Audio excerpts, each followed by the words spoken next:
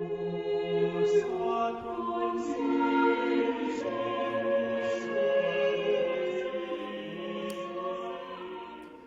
I'm Father Timothy Matkin here at St. Francis Anglican Church in Dallas, and you've joined us for Sunday School.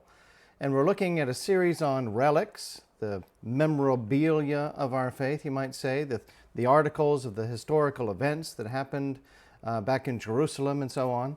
So we've been looking at relics of the Passion in these opening segments, the Holy Cross in Jerusalem and the other items. And today, last time we looked at the pillar, the post on which Jesus was tied up and scourged. We looked at, what else was it? I forget now. But anyway, you can go back and look at those. But now we're going to look at the lance, the spear of Longinus. And that'll probably take up all of our time today.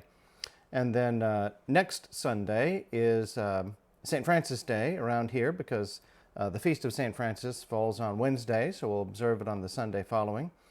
And so we'll look at some of the artifacts and relics that have to do with him. But today we're going to look at the lance. And so we begin with the description in the Gospels. So we just have that mentioned in John's Gospel, the last of the four Gospels. So if you turn to chapter 19, you'll find the description there.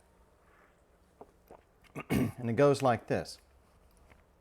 Since it was the day of preparation, in order to prevent the bodies from remaining on the cross on the Sabbath, for that Sabbath was a high day, the Jews asked Pilate that their legs might be broken, that is, the legs of the men on the crosses, that they might be taken away.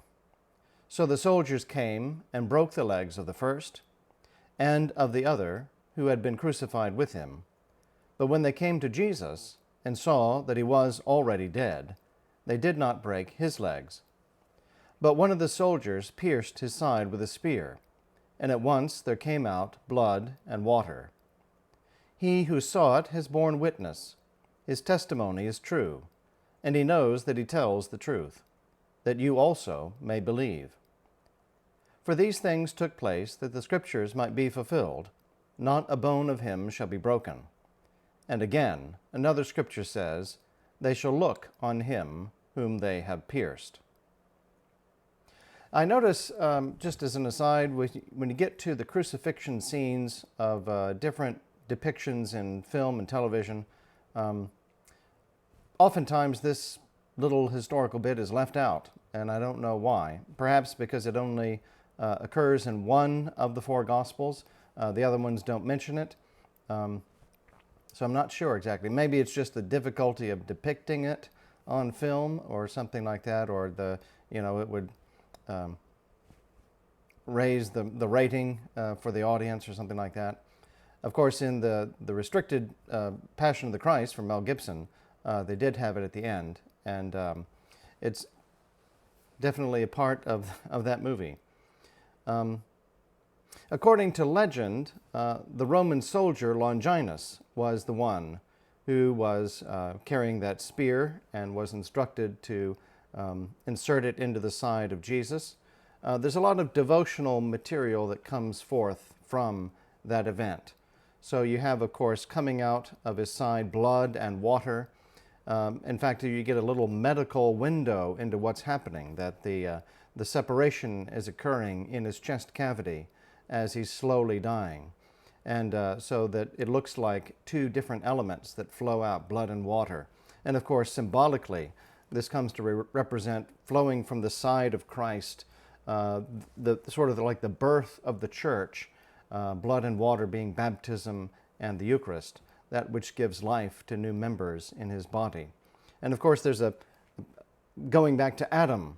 Adam, in a sense, gives birth from his side. So in Genesis, it says that God caused a deep sleep to fall on Adam, and he opened up his side and took out one of his ribs or bones and made Eve, and then closed it up. So in kind of a parallel fashion, the son of Adam, his side is opened up, and from him comes the birth of a new creature, which is the church, symbolized by blood and water.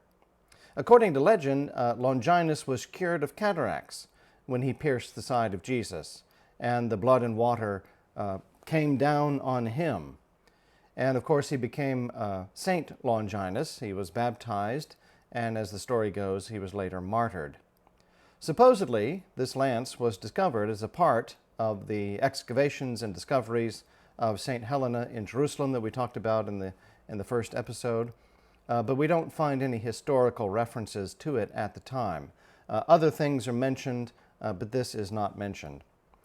If we look historically, we have different contenders for the historical lance of the actual Longinus that went into the side of Christ. So we'll kind of look at them one by one. I guess you'd say in order of historical probability.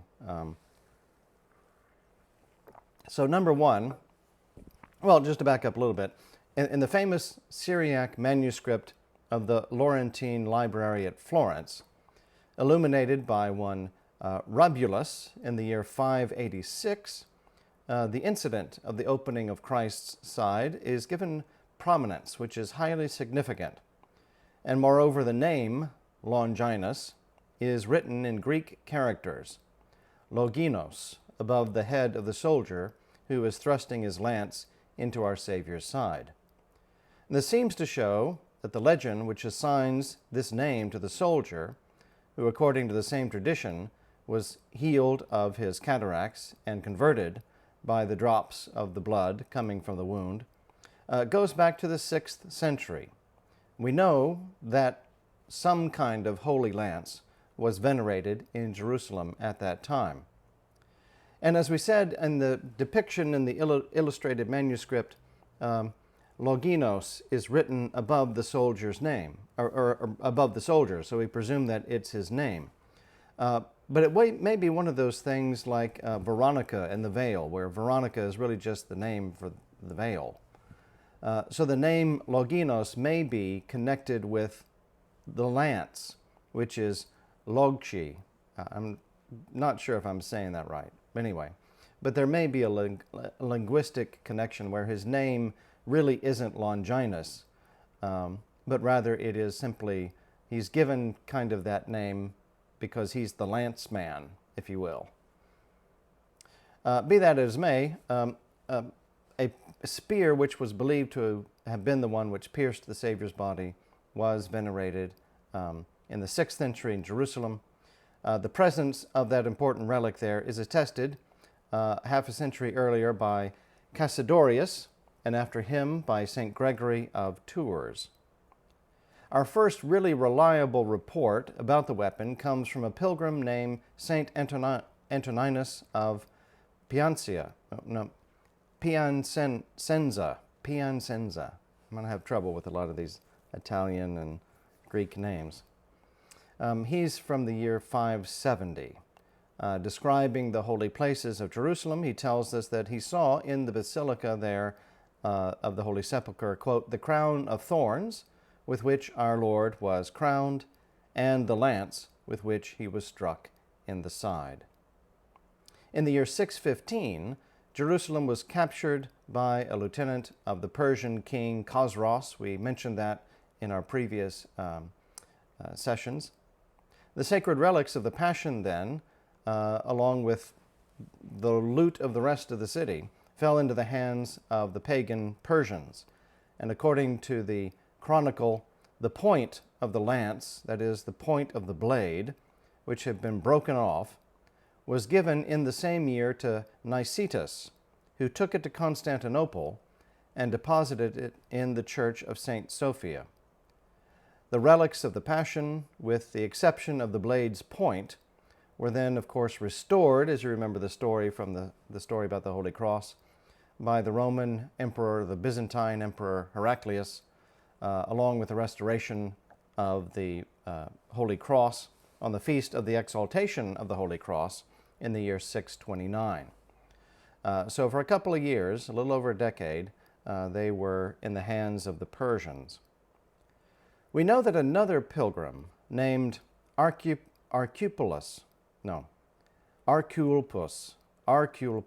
this is going to be difficult.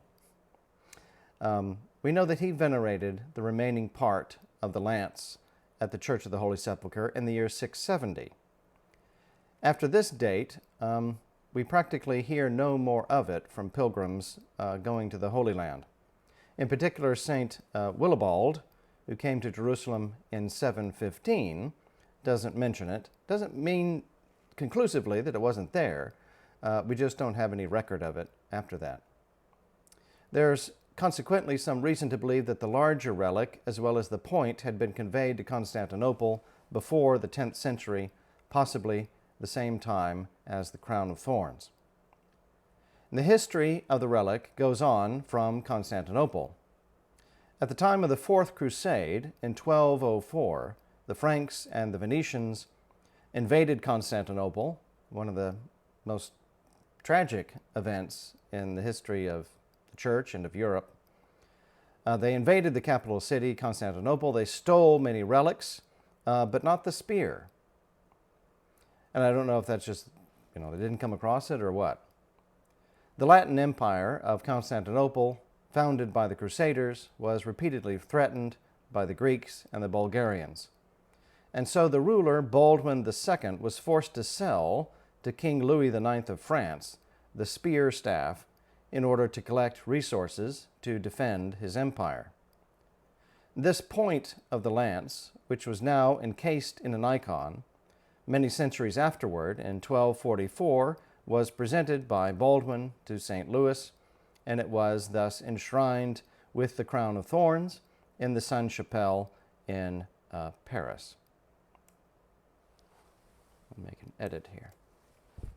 During the French Revolution, in the 1700s, both were moved to the Bibliothèque Nationale for safekeeping. And when the danger had passed, the crown of thorns was returned to the chapel, but the tip of the lance blade by this time had unfortunately been lost, and so it is to this day. It seems that at some point before the 10th century, the shaft and the main part of the blade had been translated to Constantinople. So we know that it goes from here to there. We're not exactly sure when or how or under what circumstances. But when people go looking for it at a certain point, they don't go to Jerusalem anymore. They go to Constantinople. And this was kind of the case that we find in a lot of historical artifacts and relics. If you want to go see the best pieces of ancient Egypt, you don't go to Egypt. You go to England and the British Museum, and that kind of thing. We know from a record of pilgrims visiting Constantinople from Russia that it was there at the time in the 10th century, and it was basically enshrined within a series or a succession of different churches. Sir John Mandeville declared in 1357 that he had seen the blade in Constantinople, the imperial capital, was of course invaded again by the Ottoman Turks, led by Mehmed II on May 29th, 1453. And that unfortunately meant the end of the long history of the Roman or Byzantine Empire, the Eastern Roman Empire. Just slightly before that, in 1492, the Sultan Barid II proposed an agreement to Pope Innocent VIII to welcome the Sultan's brother, Kim or Sim, I'm not sure how you say that, who was a dangerous pretender to the Ottoman throne, welcome him to Rome. Take him away, get him out of sight. Don't kill him, but just let him not be a bother to us anymore. And so the agreement was that the brother had to remain in Rome in exchange for the return of the remaining relics of the Holy Lance of Longinus, which was part of the spear and part of the blade, the main part of the blade. The relic arrived in Rome from Ancona, an Italian city on the Adriatic Sea, delivered by two eminent cardinals.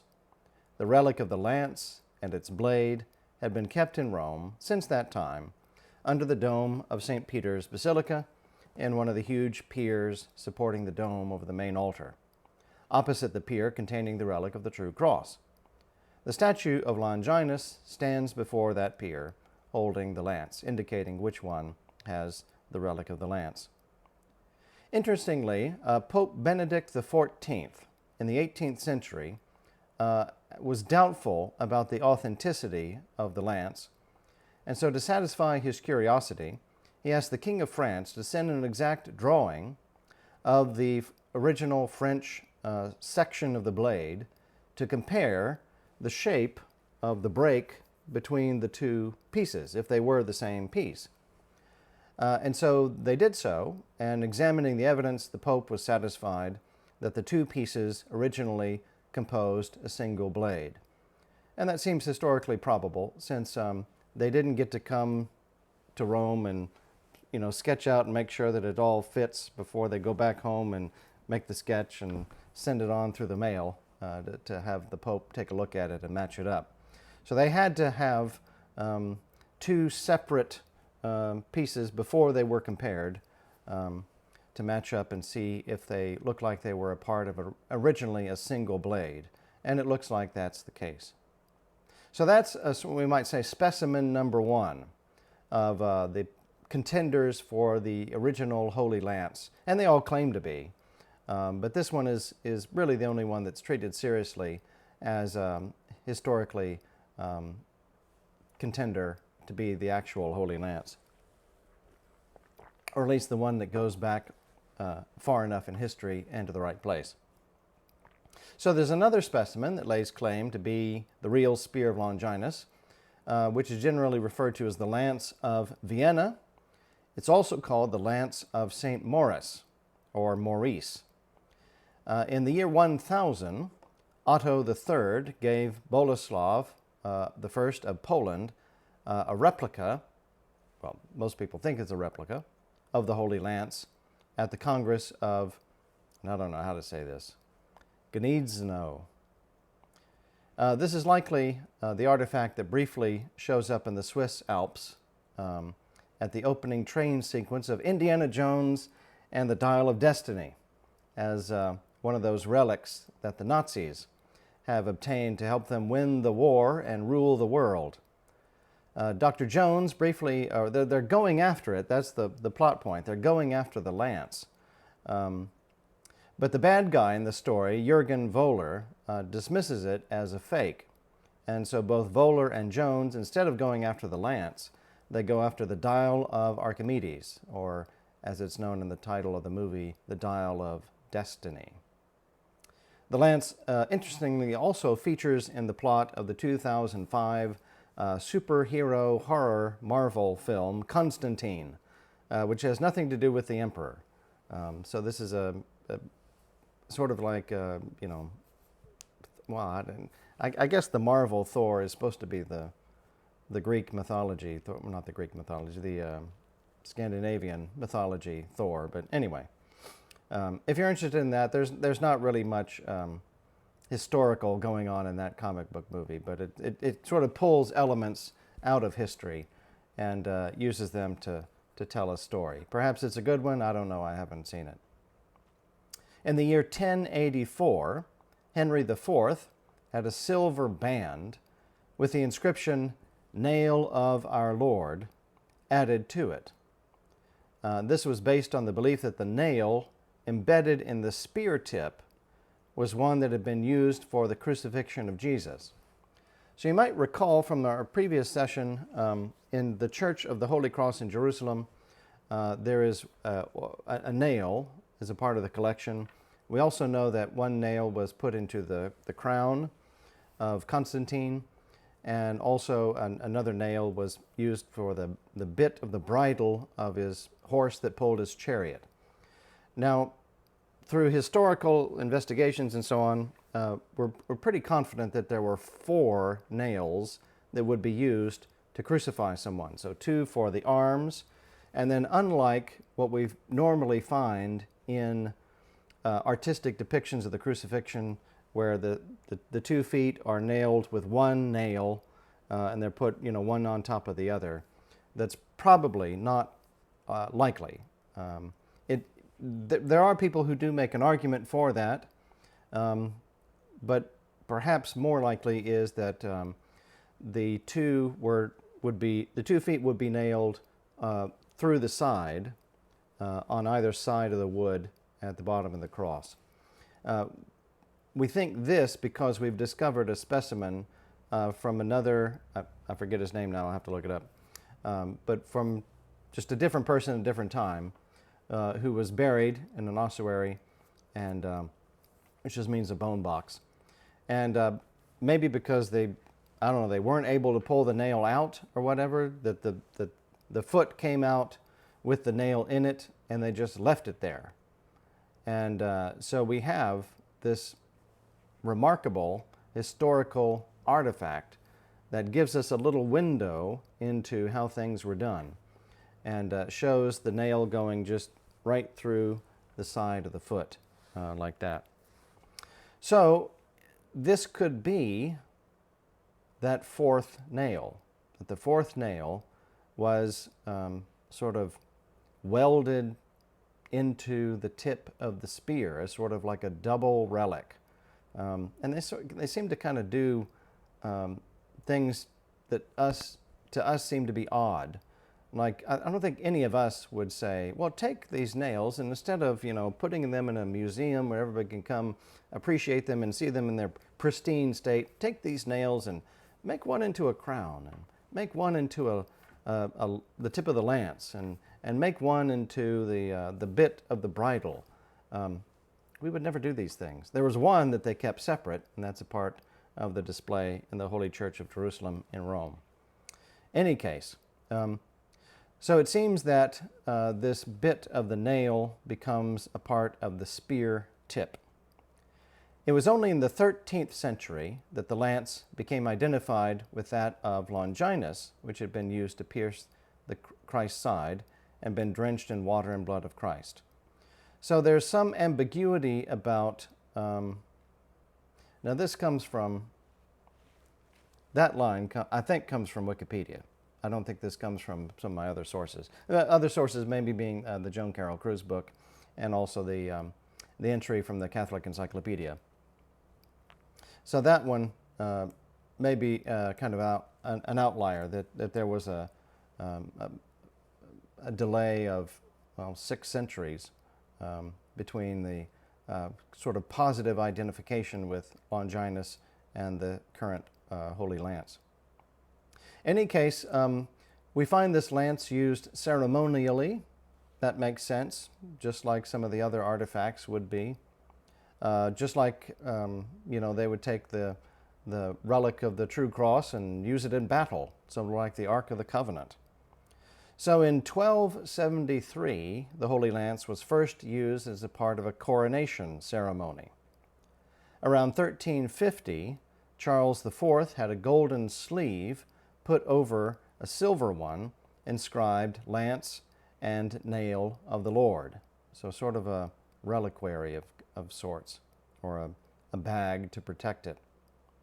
In 1424, Sigismund had a collection of relics, including the lance, moved from his capital in Prague to his birthplace in Nuremberg, and decreed them to be kept there forever.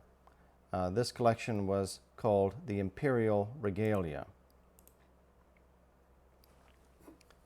When the French Revolutionary Army approached Nuremberg, so let's back up here.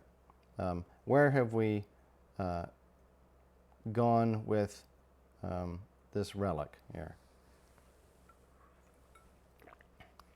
So we go to Poland,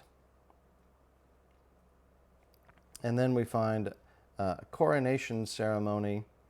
So it's moved from Poland to Prague to Nuremberg, and this seems to be with the consolidation of the Holy Roman Empire. This is where it's going to find its permanent resting place. And so the collection becomes a part of the Imperial Regalia. And when the French Revolutionary Army approached Nuremberg in the spring of 1796, the local authorities turned over the Imperial Regalia to Johann Alois von Hugel, the chief commissary of the Imperial Diet. Baron von Hugel took the regalia to Ratisbon for safekeeping, but by 1800 that city was also under threat of invasion, so he relocated them again to Passau, Linz, and then to Vienna. When the French entered Vienna in 1805, the collection was, it's like they're chasing it around Europe. The collection was again moved to Hungary before ultimately returning to Vienna. So these movements were something naturally trying to escape danger, conducted in secret, as the status of the regalia had not been resolved amid plans for the dissolution of the Holy Roman Empire. So I guess you could say, in a way, it's being stolen. When Nuremberg later appealed for the return of the regalia from Vienna, the city's requests were easily dismissed by the Austrian Empire. And here's where the Nazis come into the story. So in Mein Kampf, Adolf Hitler wrote that the imperial insignia, quote, were still preserved in Vienna and appeared to act as magical relics rather than as the visible guarantee of an everlasting bond of union of the state. When the Habsburg state crumbled to pieces in 1918, he says the Austrian Germans instinctively raised an outcry for union with their German fatherland. End quote. So during the Anschluss, when Austria was annexed to Germany before the war, the Nazis brought the regalia, the Reichskleinodien, to Nuremberg, where they displayed them during the September 1938 Party Congress. They then had them transferred to the Historischer Kunstbunker, the bunker that had been built into some of the medieval cellars of old houses beneath Nuremberg Castle to protect historic art and artifacts from air raids.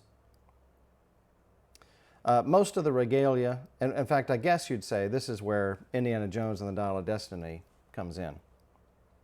Most of the relics, most of the regalia was recovered by the Allies at the end of the war. So they took them into those bunkers and they stayed pretty secure down there.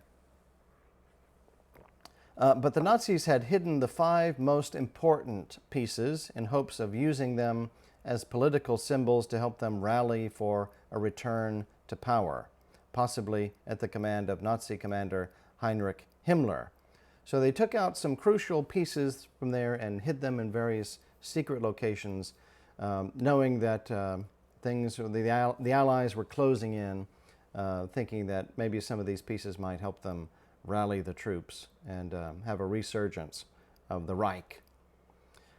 Walter Horn, a medieval studies scholar who had fled Nazi Germany and served in the Third Army under General George S. Patton, became a special investigator in the Monuments, Fine Arts, and Archives program after the end of the war, and was tasked with tracking down the missing pieces. After a series of interrogations and false rumors, Nuremberg city councilor Stadtrat Fries confessed that he, fellow councilman Stadtrat Schmetzner, and an SS official had hidden the imperial regalia on March 31st, 1945, and he agreed to bring Horn's team to the site. On August 7th, Horn and a U.S. Army captain escorted Fries and Schmetzner to the entrance of the Panzerplatz bunker, where they located the treasures hidden behind a wall of masonry in a small room off a subterranean corridor, roughly 80 feet below ground. The regalia were first brought back to Nuremberg Castle to be reunited with the rest of the Reichskleinodien, and then transferred with the entire collection to the Austrian officials the following January. The Kunsthistorische Museum has dated the lance to the 8th century. So it's back in Austria, by the way. So they've dated the lance to the 8th century. So it doesn't seem to be one that has any credible connection back to the lance of Longinus, even though it was given that sort of historical pedigree to increase its value, I guess. Robert Feather, an English metallurgist and technical engineering writer, tested it for a documentary in January of 2003. Based on X-ray, diffraction, fluorescence tests, and other non-invasive procedures, he dated the main body of the spear to the 7th century at the earliest. Feather stated in the same documentary that an iron pin, long claimed to be the nail from the crucifixion, hammered into the blade and set off by tiny brass crosses, was consistent in length and shape with a 1st century AD Roman nail. So that's an interesting find. So you might have possibly a situation where you have a genuine relic attached to, I don't know if you'd even say a false relic, but something that becomes identified as what it's not. So you might have, just a genuine spear of the 7th or 8th century that is used, as a fancy spear in coronations and yada yada, and sort of to make it a reliquary, to endow it with particular significance. One of the nails from the crucifixion is added to it, and then because you have a relic of the Passion that's attached to it, gradually they either assume or just start to pretend that the spear itself is a relic from the Passion. Who knows?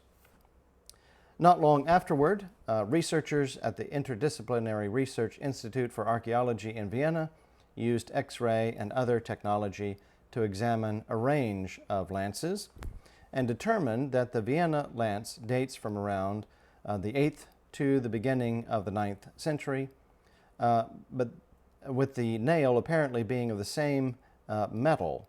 So they had a different conclusion when they examined the little nail at the tip. They said, no, the nail is of the same metal, the same origin as the rest of it, and so they said that it doesn't have a possibility of going back to the 1st century. So that is lance number 2. Lance number 3, what is that all about?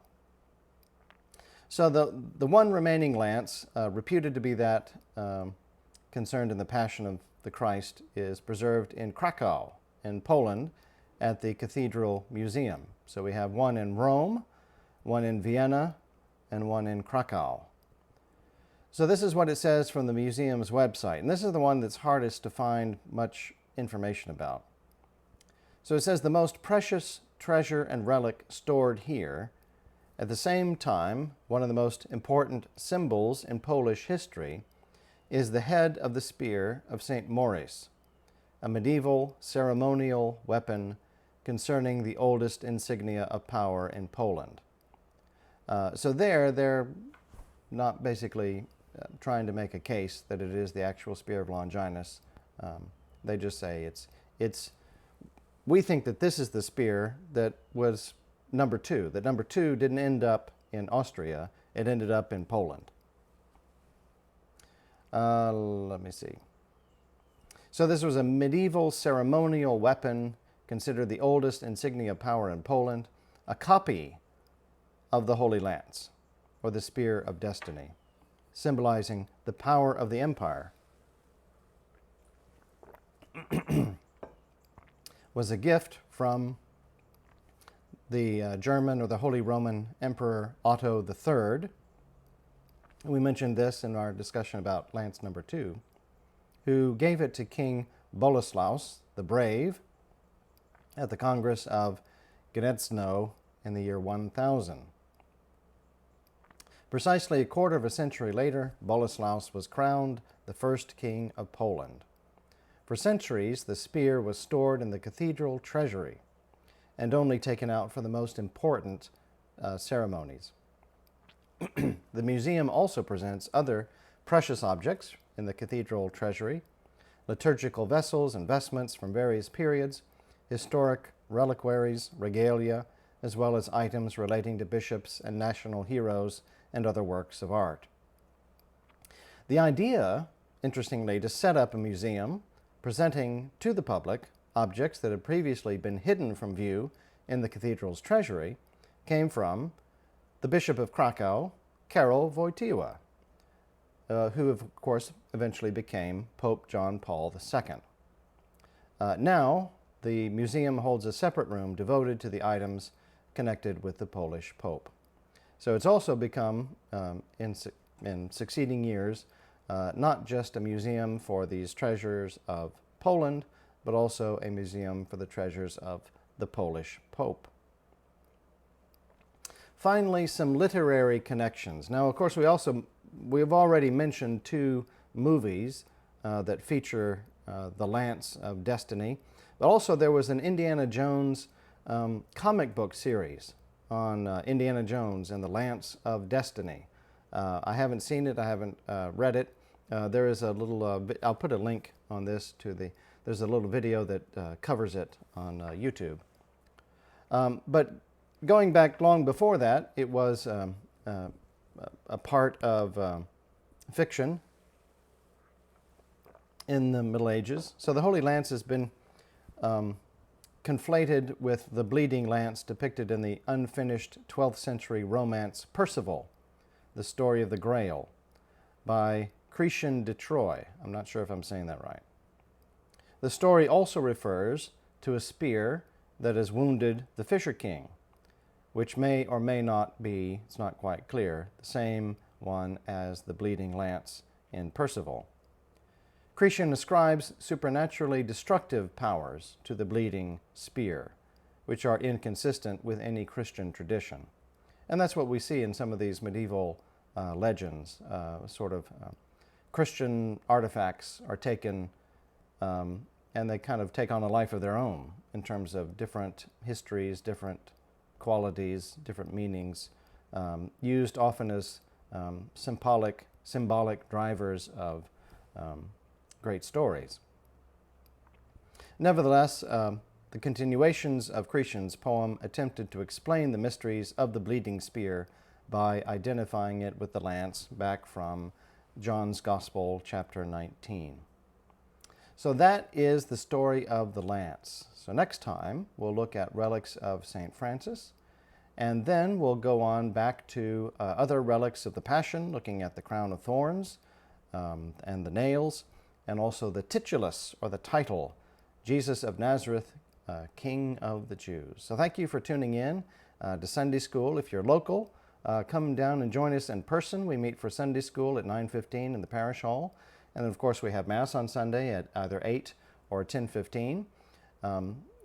Please like and share this video. Like and share, and we will see you there. God bless.